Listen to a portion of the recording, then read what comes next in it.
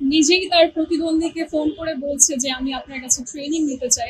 জাতীয় নাগরিক পার্টির নেতাকর্মীদের উপর সাম্প্রতিক হামলার ঘটনার প্রতিক্রিয়া জানিয়েছেন অভিনেত্রী ও পলিটিক্যাল এডুকেটর মেঘনা আলম। হামলার প্রসঙ্গ টেনে তিনি নাসিরউদ্দিন পাটোয়ারীকে দেওয়া নিজের পুরনো একটি প্রস্তাবের কথাও স্মরণ করিয়ে দিয়েছেন। সামাজিক যোগাযোগ মাধ্যমে দেওয়া এক পোস্টে মেঘনা লিখেন, এনসিপির 100 তরুণ নেতাকর্মীদের নিয়ে পরিকল্পিত রাজনৈতিক প্রশিক্ষণ কর্মশালাটি বাস্তবায়িত হলে হয়তো অনেক অনাকাঙ্ক্ষিত পরিস্থিতি এড়ানো যেত।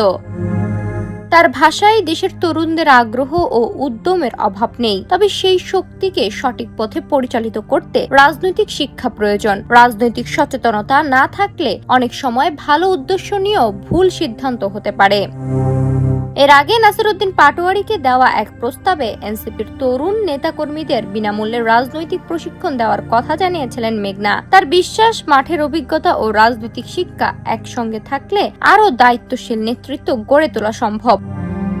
হামলার ঘটনার পর সেই পুরনো প্রস্তাবই সবার সামনে এনে মেঘনা আলম বলছেন, রাজনৈতিক শিক্ষা ও সচেতনতাই পারে ভবিষ্যতে এমন অনাকাঙ্ক্ষিত পরিস্থিতি কমিয়ে আনতে।